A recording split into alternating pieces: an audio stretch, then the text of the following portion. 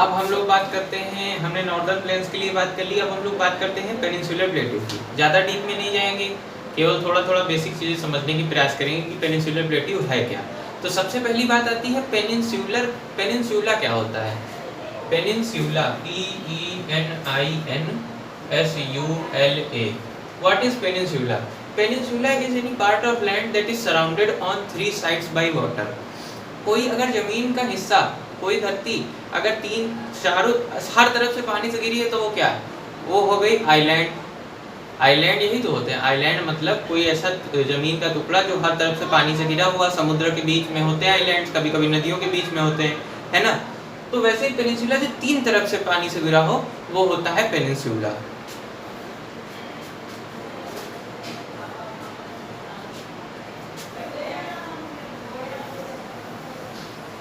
तो ये इलाका है हमारा, ठीक, ये भारत का ये वाला इलाका, यही है हमारा क्या, पेनिनसुला, ठीक।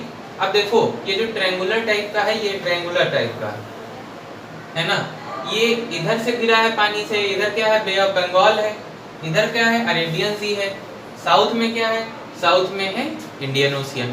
तो 3 साइड से ये वाटर से घिरा हुआ है, इसलिए ये जो इलाका है ये कहलाता है हमारा क्या, ये कहलाता है हमारा पेनिनसुला, इंडियन पेनिनसुला। अब ये भी आपको याद होगा, हमने जब पहले बताया था फॉर्मेशन ऑफ हिमालयाज में, हिमालय कैसे बने, कि जो एंशियंट लैंडमास है हिमालयाज हमारा एक न्यूली फॉर्म्ड स्ट्रक्चर है, मतलब वो बहुत ही यंग है, उसके बाद और नॉर्दर्न प्लेन्स उससे भी ज़्यादा यंग है। तो जो प्राचीन कौन सा है, ये सबसे ओल्डर पार्ट है इंडिया का, ये जो पेनिनसुला है, ये जो ट्रायंगुलर पार्ट आप मैप में देखते हैं इंडिया का, ये सबसे एंशियंट पार्ट है इंडिया का। ये सबसे पहले मतलब हिमालय से, नॉर्दर्न प्लेन से सबसे पहले ये था, है ना। तो ये जो हिस्सा है इसकी खासियत क्या है, इसकी खासियत ये है कि यहाँ पे मिनरल्स बहुत पाए जाते हैं, मिनरल्स पाए जाते हैं। मिनरल्स मतलब जैसे कि जो भी अपने होते हैं मिनरल्स, बेसिक गोल्ड हो गया, आयरन हो गया, एल्यूमिनियम हो गया, जो भी अपने मेटल्स हो गए, नॉन मेटल्स हो गए, यहाँ पर अच्छी मात्रा में पाए जाते हैं, है ना। और दूसरी खासियत क्या है, यहाँ के जो पत्थर होते हैं, रॉक्स होते हैं, वो मेटामॉर्फिक टाइप के होते हैं, मेटामॉर्फिक या फिर इग्नियस टाइप के। अब ये तो अभी आप लोगों को मैंने पढ़ाया नहीं, पर इतना याद रखिए कि यहाँ की जो चट्टानें होती हैं वो वॉल्केनिक एरप्शंस के कारण, बेसिकली जो वॉल्केनिक एरप्शंस के कारण जो है यहाँ की जो चट्टानें हैं वो सब बनी हैं, मतलब वो इग्नियस या मेटामॉर्फिक टाइप की हैं। और यहाँ का जो सॉइल होता है वो ब्लैक होता है, ब्लैक सॉइल मोस्टली पाया जाता है, मोस्टली ब्लैक सॉइल पाया जाता है पेनिनसुलर प्लेट्यू में। अब बात आती है कि पेनिनसुलर प्लेट्यू को डिवाइड कैसे करें, क्योंकि इतना बड़ा इलाका है, इसको फर्दर डिवाइड तो करना पड़ेगा। तो पेनिनसुलर प्लेट्यू को 2 हिस्सों में हम लोग डिवाइड करते हैं। तो इन 2 हिस्सों में डिवाइड करते हैं, तो ज़्यादातर हमने देखा नदियों के हिसाब से डिवाइड कर रहे हैं चीज़ों को। भाई तीस्ता और घग्गर नदी के बीच वाला इलाका गंगा प्लेन्स, ये इस नदी के इस नदी बीच ये प्लेन, ठीक है, मतलब नदियों के हिसाब से डिवाइड कर रहे हैं। तो यहाँ भी हम नदी के हिसाब से ही डिवाइड करेंगे। तो जो नर्मदा नदी है हमारी, जो मध्य प्रदेश से बहते हुए इधर गुजरात में होते हुए आती है और मिल जाती है समुद्र से। अब नर्मदा नदी किस डायरेक्शन में फ्लो करती है, ईस्ट से वेस्ट की तरफ फ्लो करती है और मिलती है अरेबियन सी में, यानी अरब सागर में मिलती है। तो ये जो नर्मदा नदी है यही हमारे पेनिनसुलर प्लेट्यू को 2 हिस्सों में बांटती है। एक हिस्सा है हमारा ये जो नीचे नर्मदा नदी के साउथ वाला जो पेनिनसुलर प्लेट्यू का इलाका है, उसको हम लोग कहते हैं डेक्कन प्लेट्यू, डेक्कन प्लेट्यू। ये जो नर्मदा नदी के साउथ वाला इलाका है इसको हम लोग कहते हैं डेक्कन प्लेट्यू। और जो नर्मदा नदी के नॉर्थ वाला इलाका है इसको हम लोग कहते हैं सेंट्रल हाईलैंड्स, सेंट्रल हाईलैंड्स, ठीक है। अब भाई बात रही कि अभी तो मैंने यही नहीं बताया कि प्लेट्यू क्या है। आपको पता है प्लेन्स क्या है, प्लेन्स मतलब समतल इलाका, मैदानी इलाका, जहाँ हम लोग रहते हैं, बाराबंकी, लखनऊ, पंजाब, हरियाणा, ये सब प्लेन्स हैं। तो प्लेट्यू क्या होता है, प्लेट्यू जैसे आपने मेज देखी है, मेज मतलब टेबल, टेबल देखी है आपने, 4 पावा होते हैं, उसके ऊपर टेबल होती, मतलब वो जिस पे आप बैठ के लिखते हैं वो होता है फ्लैट। तो ऐसा ही इलाका जो उठा होता है, मतलब सामान्य तल से उठा होता है, कुछ रेस्ड लैंड, मतलब प्लेन्स है तो एकदम समतल है, उनकी कोई ज़्यादा एलिवेशन नहीं है, पर पर्टिकुलर एलिवेशन जिसमें अच्छा खासा एलिवेशन होता है, एक फ्लैट लैंड। भाई ऐसे तो उठी हुई है, चारों साइड से रेज्ड है, लेकिन ऊपर में फ्लैट इलाका है, ऐसा लगेगा एक कह सकते हैं एक प्रकार का प्लेन है पर रेज्ड प्लेन है, मतलब हाइट पर प्लेन स्थित है, एक टेबल लैंड। एक शब्द प्रयोग करते हैं एनसीईआरटी में बार-बार, टेबल लैंड। प्लेट्यू का मतलब एक मेज जैसा इलाका जो कि सामान्य तल से काफी उठा हुआ है, ठीक है। तो ये प्लेट्यू इसको हम लोग कहते हैं। हिंदी में कहते हैं पठारी क्षेत्र, जैसे कि तिब्बत प्लेट्यू है, चाइना के नीचे है ना, चाइना के मतलब चाइना में ही अब तो आता है, तो वो तिब्बत प्लेट्यू। तो ये हो गया हमारा प्लेट्यू। अब बात करें इसमें भी फर्दर बहुत सारी चीजें हैं। और क्या होता है, प्लेट्यू इलाका तो है, ये बीच का इलाका सब मतलब पूरा उठा हुआ है, यहाँ पे भी कहीं कहीं बीच बीच में प्लेन्स भी हैं, मतलब ऐसा नहीं कि पूरा पूरा उठा हुआ है, उसमें बीच बीच में घाटियां भी कहीं कहीं मिल जाएंगी, बीच बीच में छोटे छोटे प्लेन्स भी मिल जाएंगे, है ना। ऐसा नहीं कि एकदम यूनिफॉर्मली उठा ही हुआ है सब तरफ से, पूरा एक टेबल जैसा उठा है, ठीक है। तो अब जैसे कि हाँ, अब यहाँ पे ये जो ये कोस्ट है, ये इंडिया का ये जो कोस्ट है, मतलब ये जो समुद्र के पास वाला इलाका, यहाँ के किनारे कुछ दूरी पर ये पहाड़ियाँ हैं। ये भी यूनिफॉर्म नहीं कि मतलब लगातार पूरी चेन है, बीच बीच में डिसकंटिन्यूअस है, मतलब लगातार नहीं है। तो ये जो पहाड़ियाँ हैं, इधर वाली जो पहाड़ियों की रेंज है उसको हम लोग कहते हैं eastern Ghats, eastern Ghats, GHATS। और इधर वाली जो पहाड़ियाँ हैं इनको हम लोग कहते हैं वेस्टर्न घाट्स, क्योंकि वेस्ट में है ना। और इन घाट्स मतलब घाट मतलब एक पहाड़ी इलाका है, पहाड़ों की चेन है, श्रृंखला कह सकते हैं। और इस श्रृंखला के इस साइड में भाई इधर समुद्र होगा, लेकिन बीच में कुछ मैदानी इलाका होगा, ये पहाड़, उसके बाद थोड़ा सा मैदान, फिर समुद्र आ जाता है, ठीक। ये चीज अब क्या बताना है,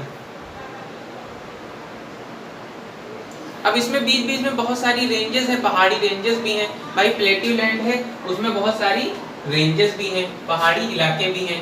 कौन कौन से पहाड़ी इलाके हैं, तो वो मेरे हिसाब से मैंने आप लोग को फोटो सेंड कर दी थी, जो नोट्स बनवाए थे मैंने उजेशा के, तो वो फोटो मैंने आप लोग को सेंड कर दी थी, पर फिर भी थोड़ा सा देख लेते हैं।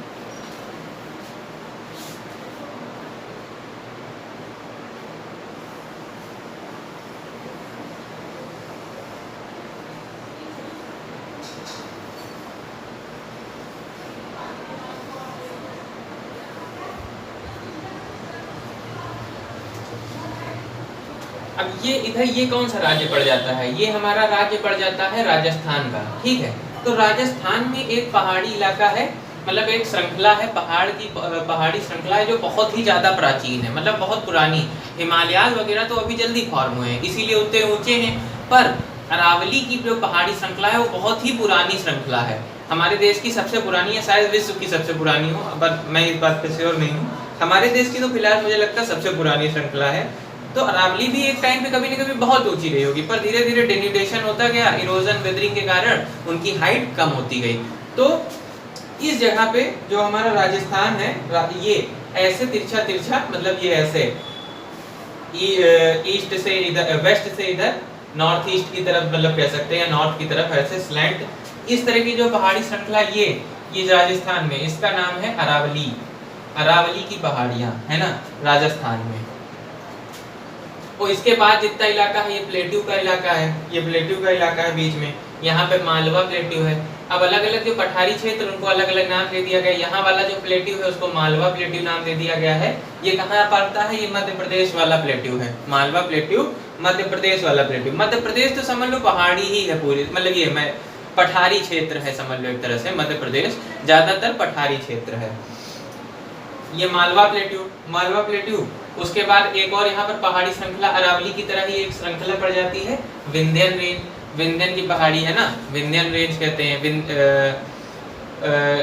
हाँ विंध्यन रेंज, ठीक है सही है। उसके नीचे इसी के पैरेलल में एक और पहाड़ी रेंज है। तो कुछ कुछ याद रखिए, मेन बहुत सारी हैं, पर जो मेजर आप याद रखिए, अरावली आपको पता होना चाहिए कहाँ पर है। तो अरावली इधर राजस्थान में इस तरह से आप ड्रा कर दें, जैसे आपसे कोई कहते मैप पर ड्रॉ करिए तो आप कर सकते हैं। अरावली आपने राजस्थान में इस तरह से दिखा दिया है ना। अब जो मालवा प्लेट्यू है ये मध्य प्रदेश में आपने दिखा दिया। विंध्यन रेंज मालवा प्लेट्यू के जस्ट नीचे जो बॉर्डर कर रही है इसको, ये विंध्यन रेंज हो गई, ये वाली ये विंध्यन रेंज हो गई है ना। उसके नीचे जो उसके पैरेलल है ये वाली रेंज हो गई Satpura range, SATPURA, Satpura range है ना। उसके नीचे इधर में महादेव हिल्स है, ये भी पहाड़ी श्रृंखला है, महादेव हिल्स, है ना। मतलब कह सकते हैं ये सब पठारी इलाका है जो हम ऐसे ऐसे लाइन बना रहे हैं, और उसमें कहीं कहीं पे थोड़ी पहाड़ी श्रृंखलाएं भी हैं जो ज़्यादा रेज्ड हैं, मतलब जो ज़्यादा उठी हुई हैं, हायर एलिवेशन पे हैं। तो यहाँ विंध्यन हो गई, यहाँ सतपुड़ा हो गई, यहाँ महादेव हिल्स हो गए। यहाँ पे जो झारखंड साइड है, झारखंड साइड भी हमने बताया था, झारखंड थोड़ा सा क्या है, थोड़ा प्लेन है, थोड़ा सा प्लेट्यू है। तो झारखंड और छत्तीसगढ़ में, या बेसिकली हम कह सकते हैं कौन, ये एक सेकंड,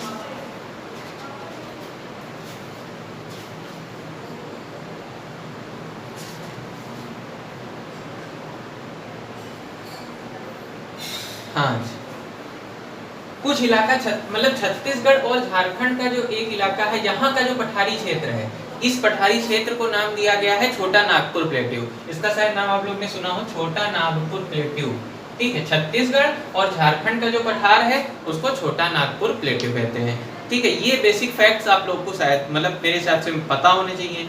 उसके बाद हमने बात की इस इधर वाला जो कोस्ट है ये ईस्टर्न घाट्स, इधर वाला जो मतलब ये कोस्ट बताना, सॉरी, ये जो इधर की पहाड़ी श्रृंखलाएं हैं कोस्ट के पास, इनको कहते हैं ईस्टर्न घाट्स। वेस्ट वाली जो है पहाड़ी श्रृंखलाएं उसको कहते हैं वेस्टर्न घाट्स। ठीक है, उनके बाद में क्या है, उनके बाद में प्लेन इलाका है, उसके बाद समुद्र आ जाता है। ठीक है, ये हो गया।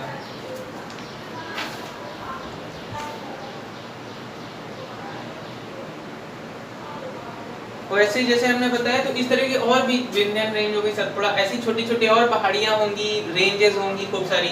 और ये जो प्लेट्यू इलाका है, ये जो हमने बात की है नर्मदा नदी के ऊपर वाली बात की, नर्मदा नदी के ऊपर, नर्मदा नदी कहाँ से निकलती है,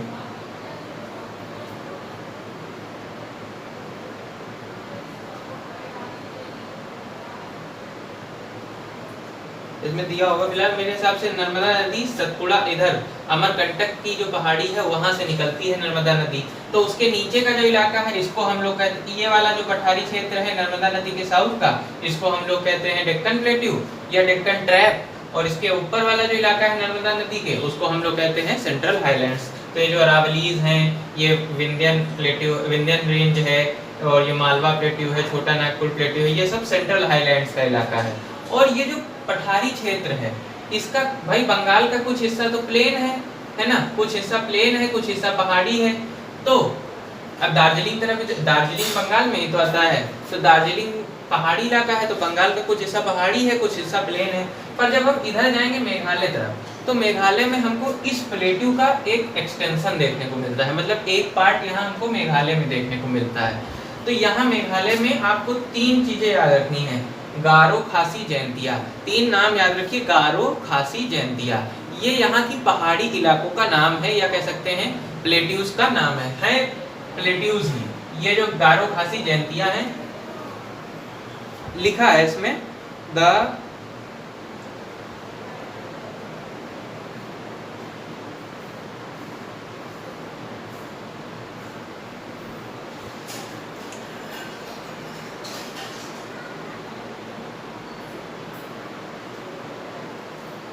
वैसे हिल रेंजेस दे रखा है इसमें, 3 prominent hill ranges from the west to east are Garo, खासी।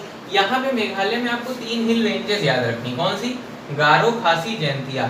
ये जो पहाड़ हैं ये बेसिकली वहाँ इनका जो नाम दिया गया, यहाँ वहाँ पर रहने वाली ट्राइब के हिसाब से नाम दिया गया है। जैसे ये जो गारो वाले पहाड़ हैं तो यहाँ पे गारो जनजाति रहती, खासी वाले में खासी जनजाति, जैंतिया वाले में जैंतिया जनजाति। तो ये आपको याद रखना है।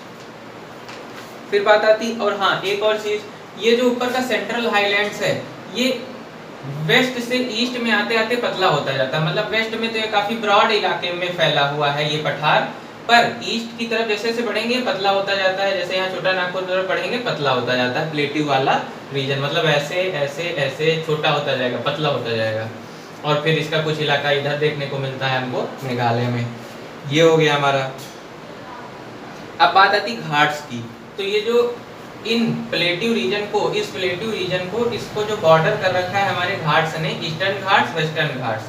ठीक है, तो ये घाट्स के बारे में थोड़ी सी बात कर लेते हैं। वैसे तो इनके पॉइंट्स हम लोग ने मेंशन कर रखे नोट्स में, पर थोड़ा सा समझ लेते हैं कि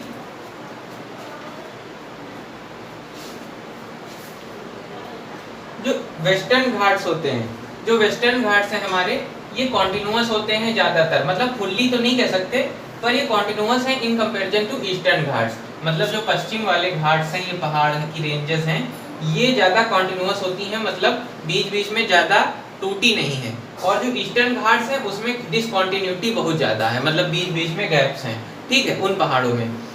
तो और ईस्टर्न घाट्स जो हैं, ये इनका जो प्लेन है इधर का, इन घाट्स के बाद जो प्लेन इलाका है ये काफ़ी चौड़ा है, और जो वेस्टर्न घाट्स हैं इनके बाद का जो इधर प्लेन इलाका है ये काफ़ी सकरा है। तो ये कुछ हो गए फैक्ट्स, है ना।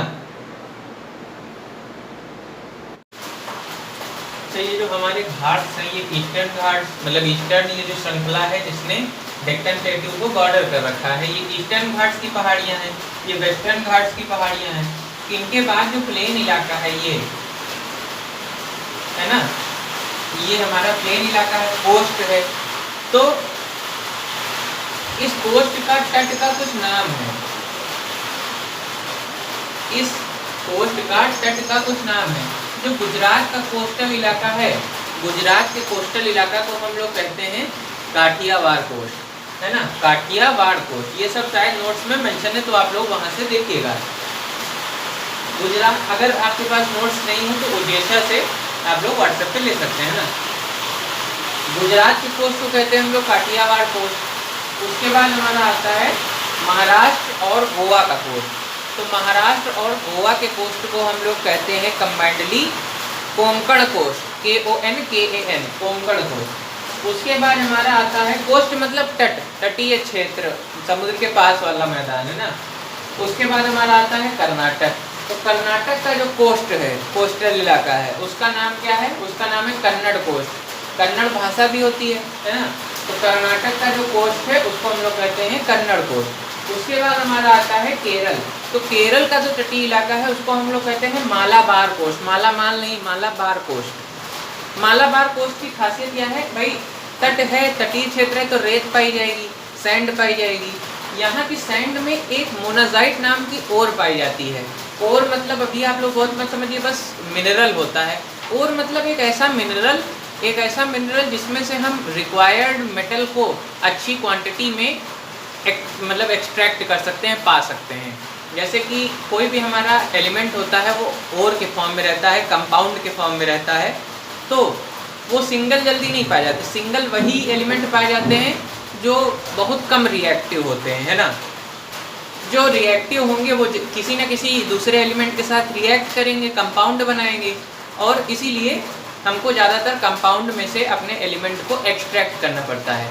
तो एक होती है और मोनाजाइट नाम की, किस एलिमेंट की होती है? थोरियम एलिमेंट की होती है।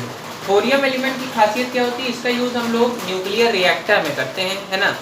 तो सीधी सी बात, ऑब्वियस सी बात है, न्यूक्लियर रिएक्टर में यूज़ करते हैं तो बहुत ही कॉस्टली होगा। तो ये जो मोनाजाइट नाम की मोनाजाइट नाम की ओर है, इसमें थोरियम अच्छी खासी मात्रा में पाया जाता है। और ये जो मोनाजाइट ओर है ये केरल के जो तटीय क्षेत्र, केरल की जो सैंड है, मतलब रेत वाला इलाका, वहाँ पे पाई जाती है।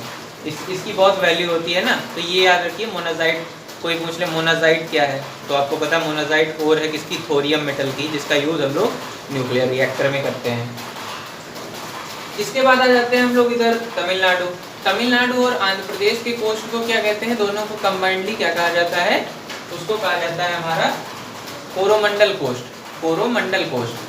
उसके बाद हमारा आ जाता है उड़ीसा। उड़ीसा के बाद में हमारा वेस्ट बंगाल। तो इन दोनों उड़ीसा और वेस्ट बंगाल की कंबाइंड कोस्ट को क्या कहते हैं? उसको हम लोग कहते हैं northern Sarkar, northern Sarkar, CIRCAR। बस इतना सा है। अब जो हमारा एक और डिवीजन, अभी हमारे कितने बचे हैं? अभी हमारे बचते हैं 1 2 3, 3 टाइप के हमारे केवल बचते हैं। एक बचता है पहला डेजर्ट। अब तो सिंपल वाले बचे डेजर्ट। डेजर्ट आप लोग जानते हैं कहाँ मिलेगी? आप लोग सब लोग गेस कर सकते हैं। आई थिंक राजस्थान में मिलेगी डेजर्ट, यानी कि रेत वाला इलाका। क्या नाम है? थार डेजर्ट। थार डेजर्ट मिलेगी हमको कहाँ पे? अरावलीज की पहाड़ियाँ भी हमने पढ़ी, जो सेंट्रल हाईलैंड्स को इधर से बॉर्डर कर रही थी। तो इनके जो वेस्टर्न मार्जिन पे जो इलाका है वो पूरा रेतीला इलाका है राजस्थान में। तो उसी रीजन को हम लोग क्या कहते हैं? डेजर्ट रीजन कहते हैं। यहाँ पर 1 मिलीमीटर से भी कम वर्षा होती है पर ईयर, इसीलिए बहुत ही ड्राई एरिड रीजन है, ठीक है। बहुत ज़्यादा गर्मी पड़ती है, हालांकि रात में यहाँ पे टेम्परेचर बहुत ज़्यादा मतलब ठंडा भी हो जाता है, ठीक है। तो अरावलीज के जो वेस्टर्न मार्जिन पे जो है हमारा डेजर्ट रीजन फाइंड होता है। यहाँ पे रेतीले इलाके मिलेंगे, रेत के पहाड़ मिलेंगे, जो बॉर्डर पिक्चर में दिखाते हैं वो सब वैसा इलाका यहाँ पर देखने को मिलेगा। ओके, इसके बाद हमारा जो एक टाइप का रीजन आता है वो है आइलैंड्स। आइलैंड्स मेरे हिसाब से ज़्यादा बताने की ज़रूरत नहीं है। आइलैंड्स मतलब ऐसा इलाका जो हर तरफ से पानी से घिरा हो। आइलैंड्स जरूरी नहीं है समुद्र में, अब भाई ये तो आप सभी लोग जानते होंगे, इधर में अपने अंडमान निकोबार हैं आइलैंड्स। अब अंडमान निकोबार आइलैंड कोई एक आइलैंड नहीं है, छोटे छोटे खूब सारे आइलैंड्स को मिला के जो उनका ग्रुप है उनको कहा गया है Andaman and Nicobar islands. Islands है ना, अंडमान एंड निकोबार आइलैंड्स, उस पूरे ग्रुप को कहा गया है अंडमान एंड निकोबार आइलैंड्स। ये बहुत सारे आइलैंड्स हैं। उसके बाद इधर अरेबियन सी में आप लोग जानते होंगे लक्षद्वीप आइलैंड्स हैं, है ना। इधर अपने अंडमान, इधर लक्षद्वीप। अब इनके अलावा कोई आइलैंड आप बता सकते हैं? इसके अलावा जो आइलैंड है भाई, आइलैंड अगर आप बात करें कि जैसे आपसे पूछे कोई क्या आपने कभी आइलैंड देखा है, तो भले आप अंडमान पे ना गए हो, भले आप यहाँ पे ना गए हो लक्षद्वीप में, पर आप सभी ने आइलैंड आई होप देखा होगा। अगर आप बाहर कभी भी नदी के पुल पर से गुजर रहे होते होंगे और मान लो सूखा सीजन है, ड्राई सीजन है और पानी कम है, तो बीच बीच में कई बार ऐसा होता है बालू का एक टीला सा बन जाता है, उसके सब तरफ पानी रहता है, वो बालू का टीला दिखने लगता है। तो वो बालू का टीला क्या है? एक प्रकार का आइलैंड है, हर तरफ से पानी गिरा है, बीच में धरती है, वो भी आइलैंड। तो आप सबने आइलैंड देखे हैं, अगर नहीं देखे हैं तो फिर कभी देख लीजिएगा जब मन होगा, है ना। और जो जरूरी नहीं आइलैंड हमारे समुद्र में हो, हमारे नदियों में भी आइलैंड्स हो सकते हैं, उनको कहते हैं रिवरीन आइलैंड्स। रिवरीन मतलब जो नदी के बीच में हो। तो एक आइलैंड है बहुत ही famous, Majuli island. Majuli island हमारा कहाँ पर है? मजुली आइलैंड हमारा जो है ब्रह्मपुत्र नदी पर है, जो कि कहाँ पर है, जो कि आई होप कहाँ पर है, असम में है, बंगाल में, एक बार मैं कंफर्म करता हूँ।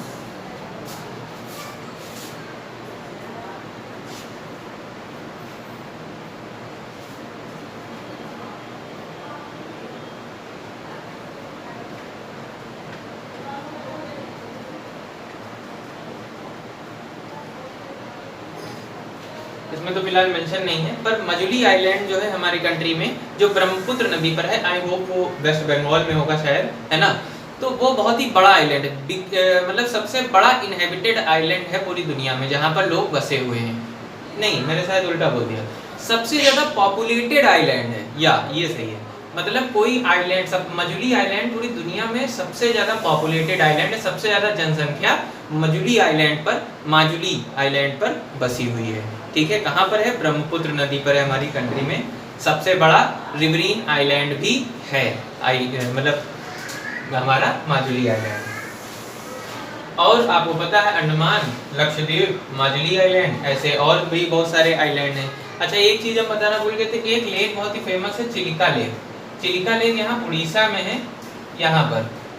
ये एक सैलिन वाटर लेक है। लेक दो प्रकार की, एक सैलिन वाटर वाली, एक फ्रेश वाटर वाली। तो ये सैलिन वाटर वाली है, मतलब कि नमकीन पानी वाली। इस ये लेक की क्या खासियत है कि ये दुनिया की सबसे बड़ी खारे पानी की झील है।